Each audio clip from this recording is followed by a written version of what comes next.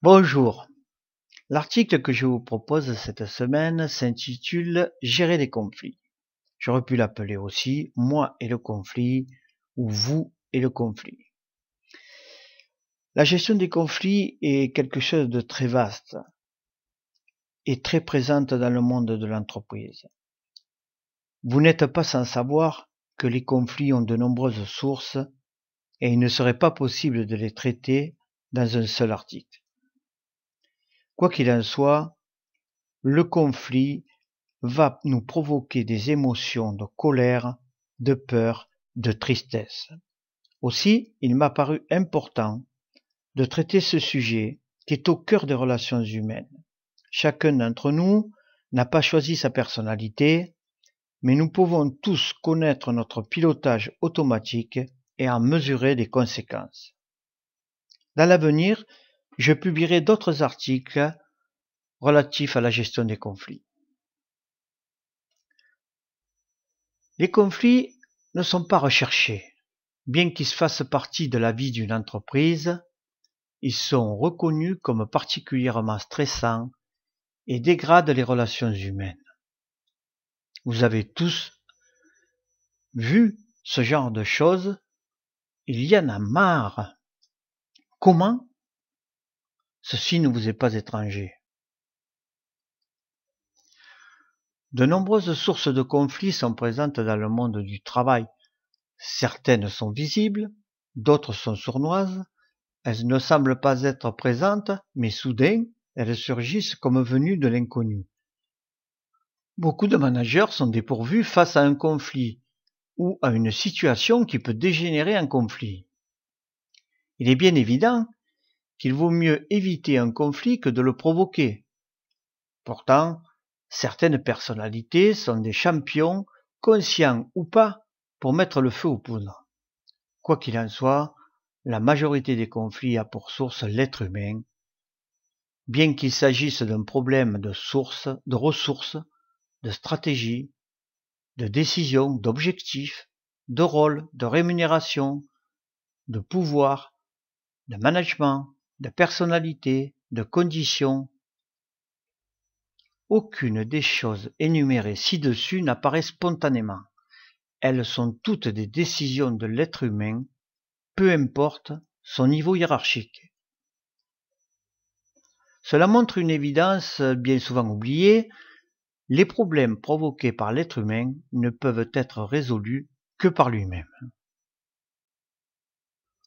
Rares sont ceux qui ont appris à gérer les différences de vues, à accepter les idées des autres, à veiller à leurs propos, à écouter ceux des autres, à anticiper et à éviter les conflits. S'ils en ont vécu un, de conflit bien sûr, il reste bien souvent une mauvaise expérience. Pourtant, un conflit peut être évité ou anticipé. Si on y est préparé, si l'on met en éveil sa sentinelle intérieure, celle qui surveille nos propos et nos actes, tous les conflits sont la conséquence de nos paroles, ou nos actes, nos décisions, parce qu'il y a un principe universel qu'il ne faut pas transgresser. Penser, décider, agir, que ce soit verbalement ou physiquement, sont des choses que nous maîtrisons. Nous pouvons penser, décider, agir tranquillement, mais par contre, les conséquences de ces décisions, de ces actions, nous ne les maîtrisons pas et personne ne les maîtrise. Ceci est un principe universel que je vous invite à retenir, à appliquer, qu'il s'agisse de communication ou qu'il s'agisse de gestion de conflits. Dans le travail, il y a des situations professionnelles qui peuvent nous faire bondir, parce qu'il est difficile de les accepter, de les comprendre, mais aussi qu'elles provoquent chez nous différentes émotions.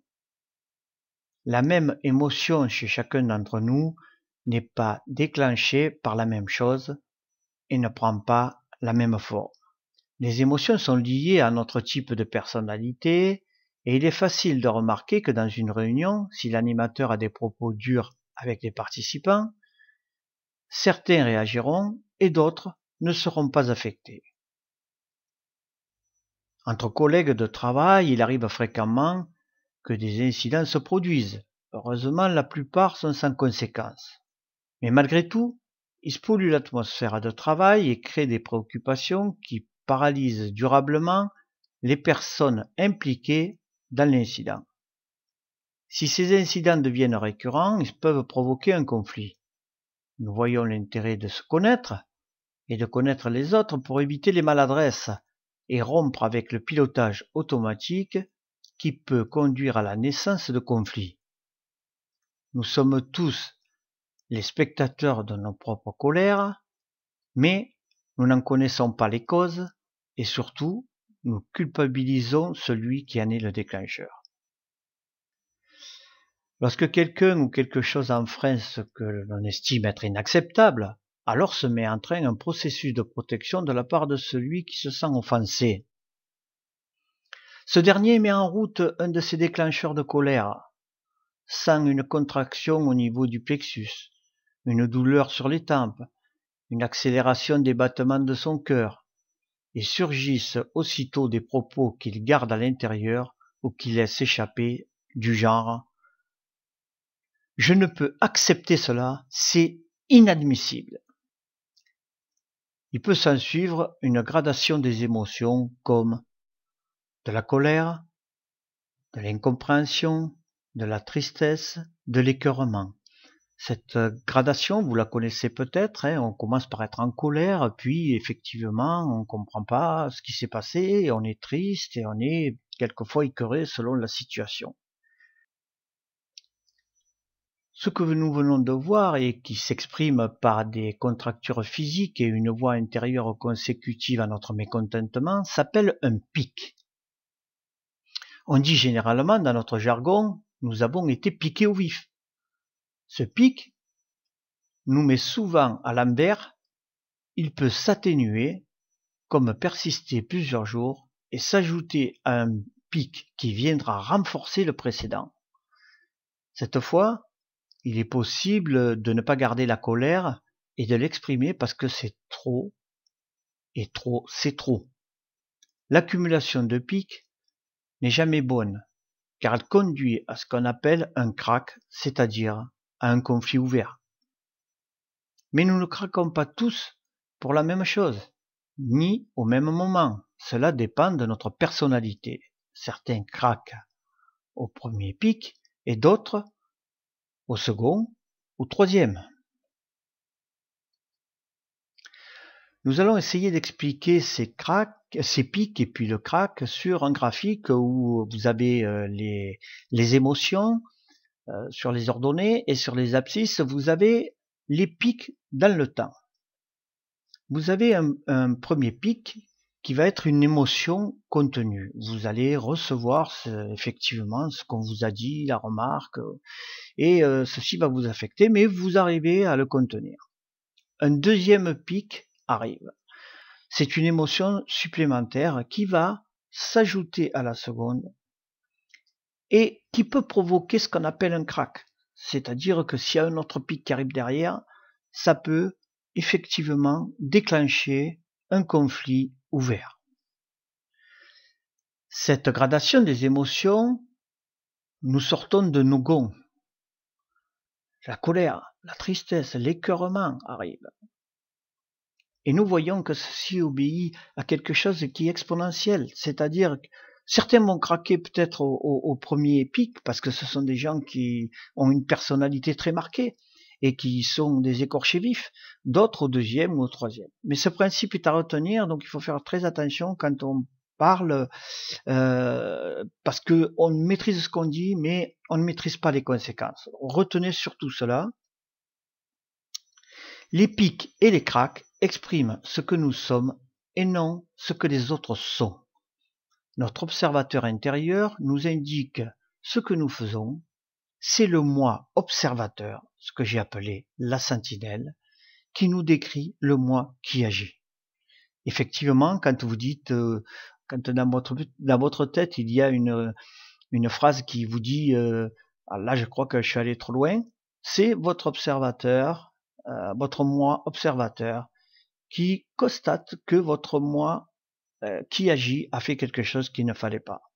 Cette mécanique, vous pouvez la maîtriser et je vous invite à le faire. Alors je vous donne quelques remèdes.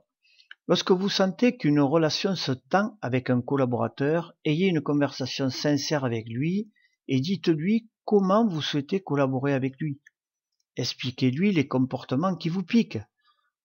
Au contraire, ça se passera très bien derrière, car personne ne cherche les conflits. C'est très rare. Les conflits sont souvent dans la maladresse.